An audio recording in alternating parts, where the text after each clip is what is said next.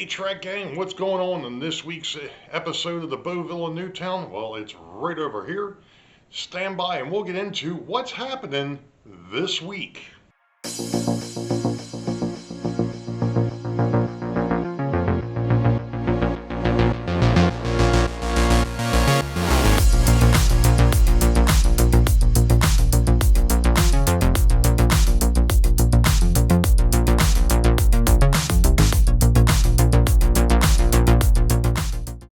Well, hello Track Gang, and welcome to episode 31 for 2025.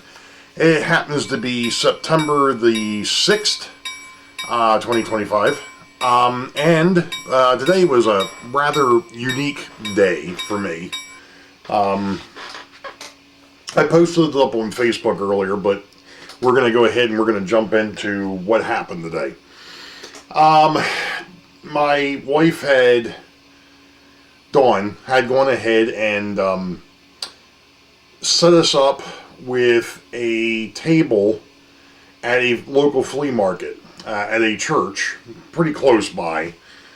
And yeah, but it was an early morning, let's put it that way too. Here it is, I bowled last night. I had to get up at 5:15 this morning because they wanted everybody there at 6 o'clock to get set up, and it actually started at 8. But anyway, I digress. We were getting rid of some of the stuff, or wanting to sell off some of the stuff that my daughter didn't want to take with her when she moved out. It was stuff that we really didn't have any use for either. So, at any rate, so we're there, and we get everything set up, and I go back and I go down the street, got breakfast, came back, and we sat there, we ate, and we had a couple of folks that were interested in some of the things that we had.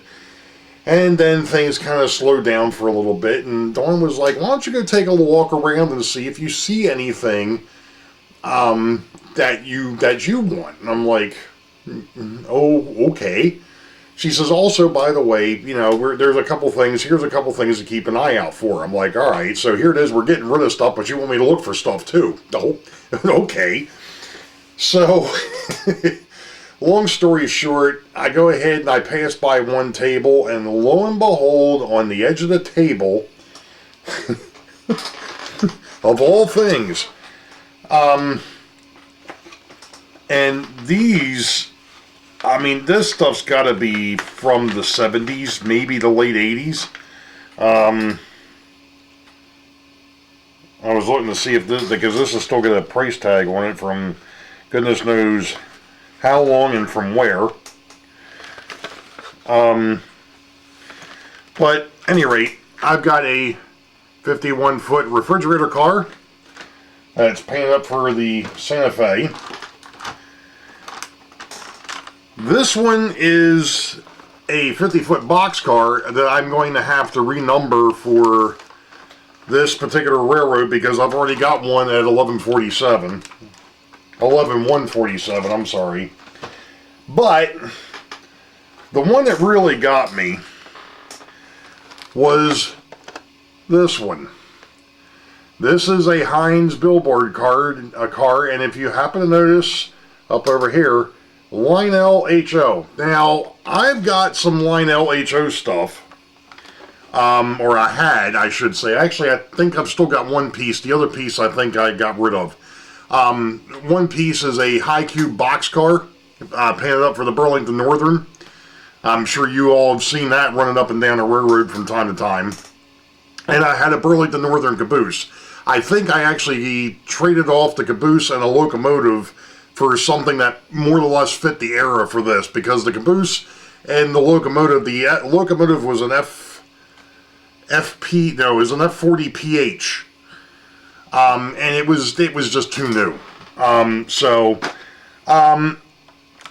This is interesting. So obviously, I've got something that I need to go in here and I need to take a look at, and I need to figure out, not figure out, but we're going to have to do a conversion on these things. So I think what we're going to do is we're going to swing you all over here and down to the bench. And we're going to play with the one that I know nothing about. I know nothing. Now, the interesting thing with this, too, is it's labeled up for the NRC or NCRX. That's the actual road.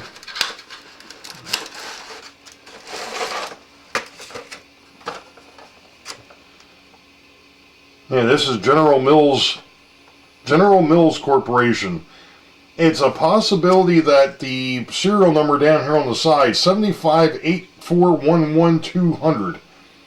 I have a feeling that that first two digits is probably the year, which would put this at about 1975. And by the packaging, I'd have to say that I'd be pretty close on that. But I didn't actually open these up because I was just awestruck by the fact that there was railroad stuff there. But that is a pretty sweet looking car. I mean, this thing is in really good shape.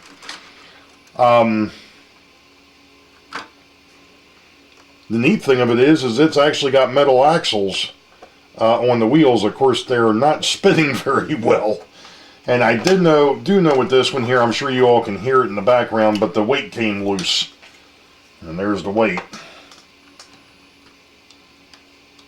But that's an easy...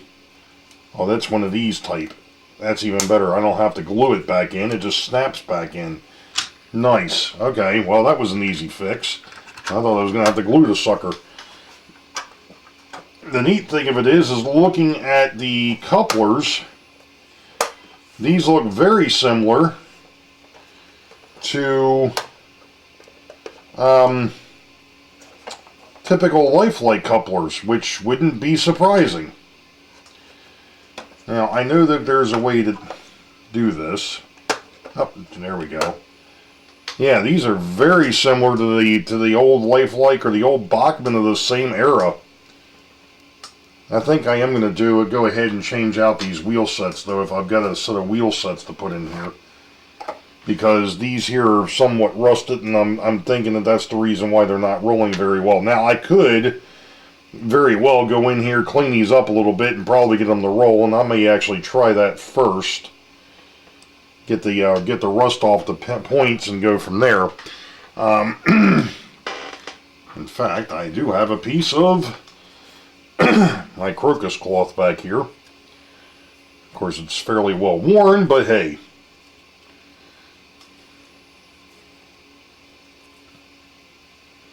Nothing like creating projects for oneself, right?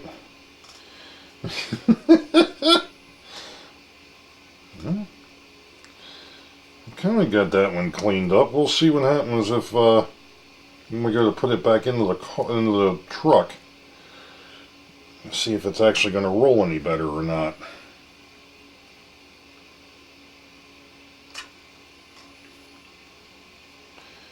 If it does, great. If it doesn't, then I'll go into my bag of tricks here. That's what it needed. Alright, let's go ahead and clean up the points on the other side.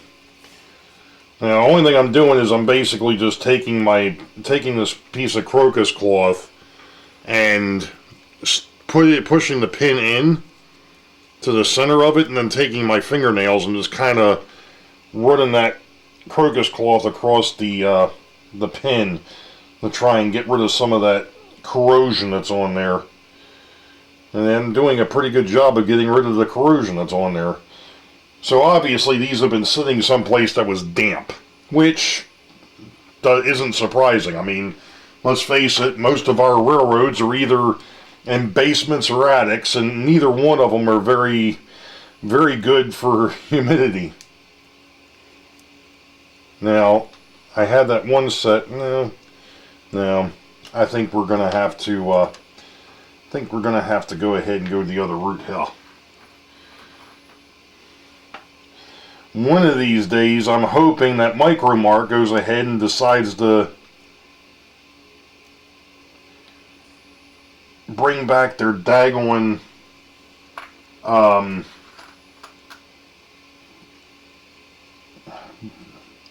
tuning tool.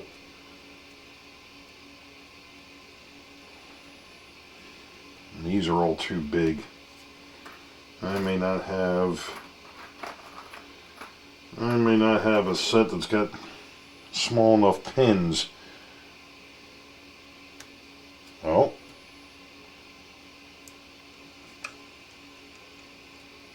I take that back. Okay.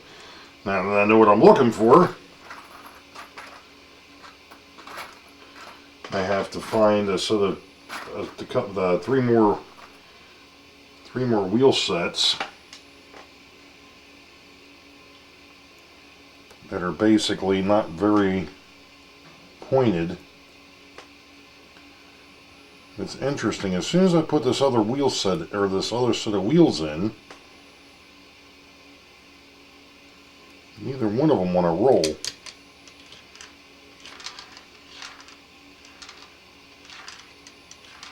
I mean, that's not bad. But it'd be really nice if I had that tuning tool. And I know somebody had said something about taking a small Phillips head screwdriver and basically going in and doing the same thing, but I don't know if this is going to work. That tuning tool would do. The wild part of it is I know they make it, but they haven't had them in stock for like 4, 5, 6 months now. It's like ridiculous. I don't understand why they stopped producing them or keeping them in stock or what have you. I'm just not so sure that that's gonna.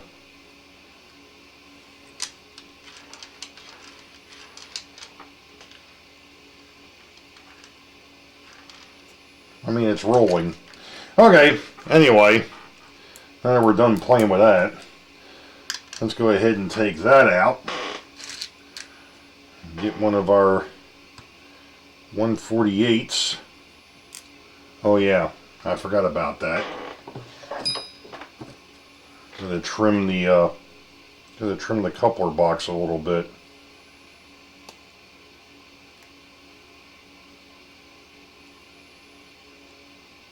There's a side piece there that has to be basically cut out.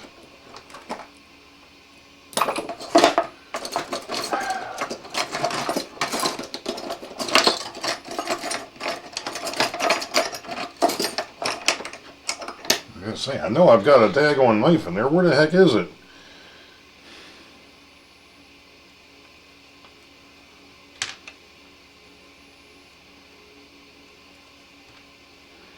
Now, I remember doing something years ago with this and obviously that's not the way to handle it, and that is, I'd actually taken one of the number 5s and I had cut or gouged into the trucks, and that doesn't work very well. Don't do that for trying to get that axle pocket or that axle journal cleaned up. It's much better with the tuning tool if you can get a hold of one. Like I said, for whatever reason, it just seems like Micromark just isn't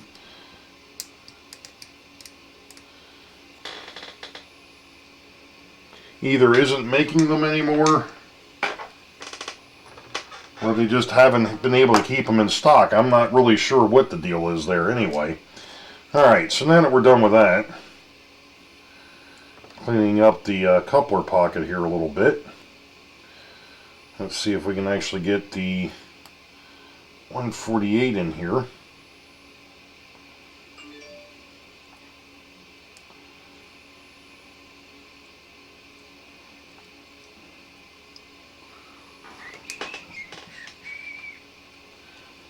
Sometimes this can be a little fiddly, trying to use the Talgo adapters. There we go. Alright, so I got the coupler in there now.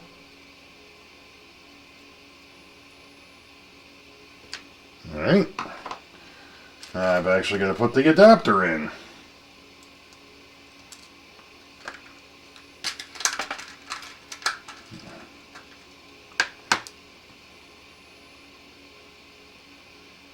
And of course, I forget that the Talgo adapter actually has a thing on the end here to actually be able to push that pin down.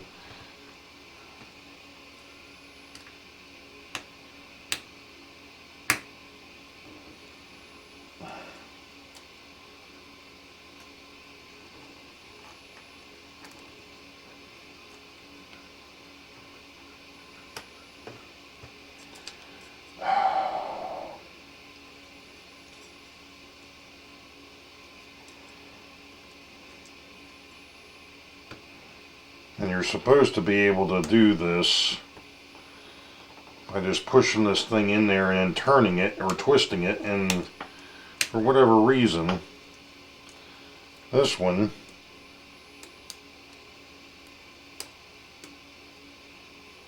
does not want to twist.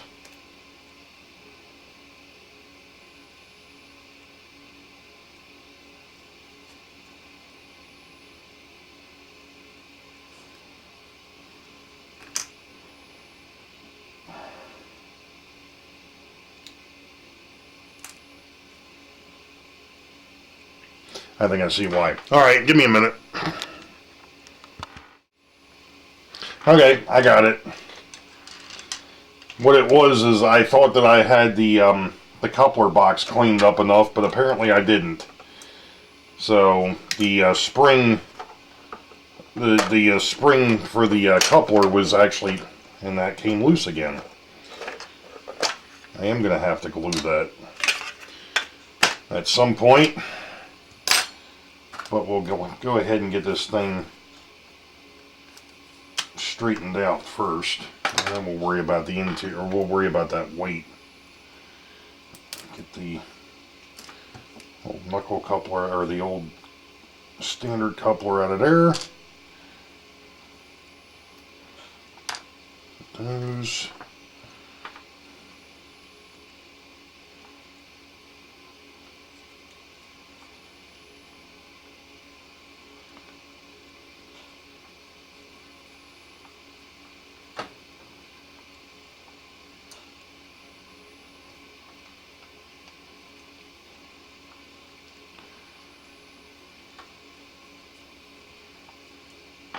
Alright.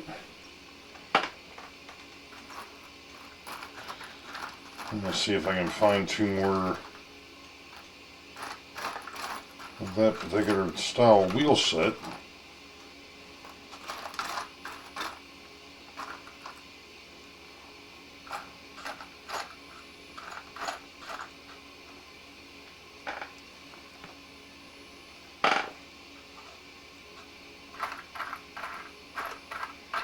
And this wonderful box of wheels that I have.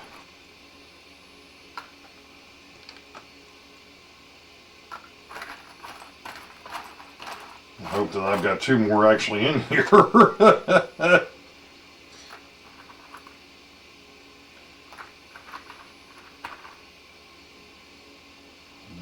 too pointed.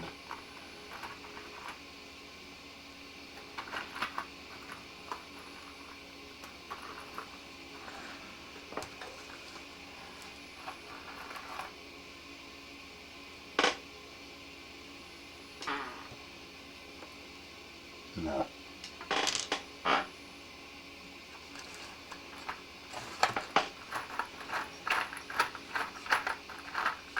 Alright, let me go ahead and dig.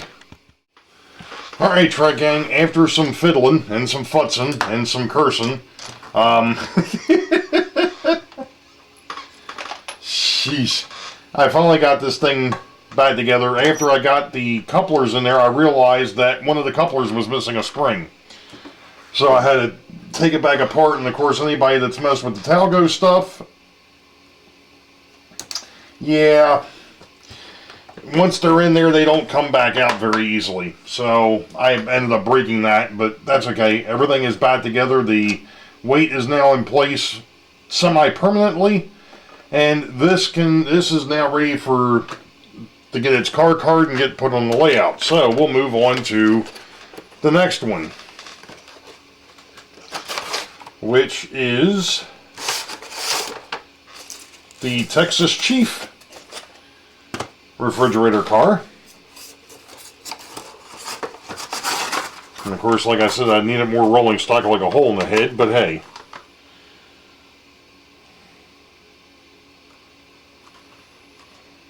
I'm trying to see if there was any type of a date on this, but there really isn't. It says it's made in Taiwan and not China, so this has definitely got a different style coupler than what I'm used to. Well, it's got the same style coupler, but the coupler boxes look almost more like an AHM. But these wheels are definitely rolling, so that's a good thing. That's a good start. Let's see if we can pop the trucks off of here and not lose the pin, because like I said, these look more like an AHM coupler than they do a Bachmann coupler. Fascinating. Let's see, I think this one here, we're just going to pop the, looks like we just, yep, pop the cover off. And I am not 100% certain that I have any, oh yeah I do. I just saw some. Yep, perfect. I still have the little spacers that have to go on these pins because otherwise the KD won't sit in there right. So you have to put this neat little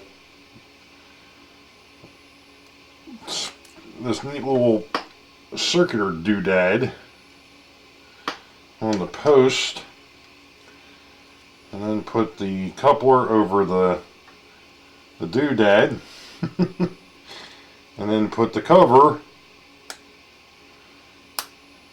back on, and we've got centering, so that's good.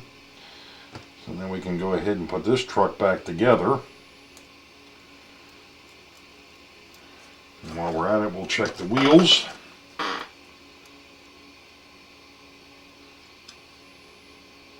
Those look pretty good on that end. So now we'll put the pin back in the center. Like I said, we'll put the pin back in the center. It might be easier with a pair of tweezers. There we go. Hold the pin and press it back in place. Then we'll go to the other end and do the same thing. Take out one of the, well, I really don't think I need to take one of the wheel sets out. I think I might, no, I'm going to have to do that just to be able to get the cover off. There we go. Now, I need a little spacer that goes on the post. I need another decent KD that's actually got a freaking spring in it.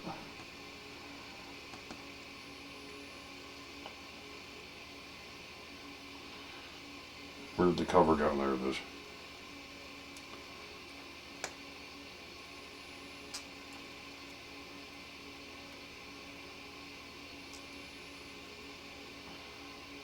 There we go. And we've got centering. While we're at it, we'll check the wheel set. That looks good. That looks good. They've been a little out, but that's okay. Pick up our truck pin, drop it back in place. Hopefully. There we go. Press that back in. Now, and we're too low. With the centering spring, or with the trip pin, which has been normal. We'll bend it up a little bit.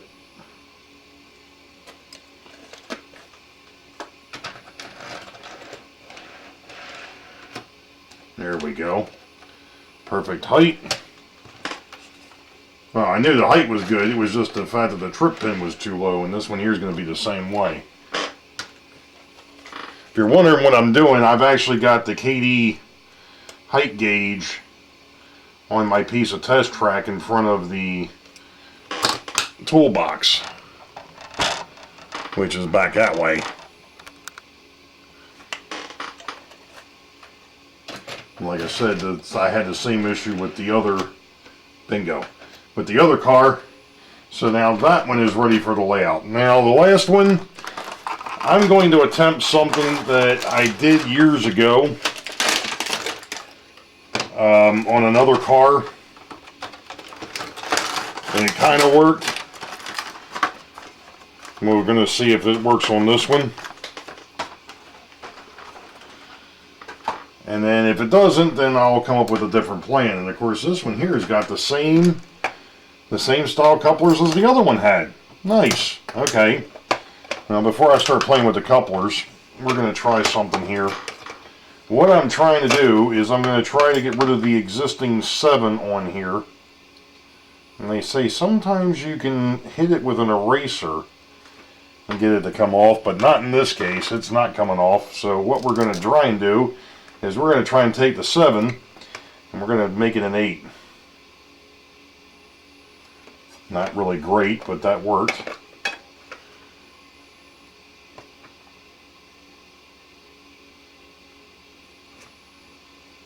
Well, actually it looks more like a 0. That's okay. At least it's a different road number than the one that I've got out there. Now, they say that is... No, that's a box car. I was going to say, I thought they said this was a refrigerator car. Outside brace mechanical steel reefer. What's the difference between the refrigerator car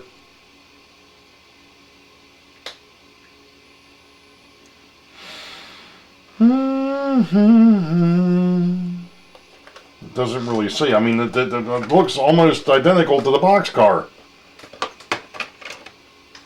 Almost, except for the fact that that's an outside braced car. Okay, we'll go with it.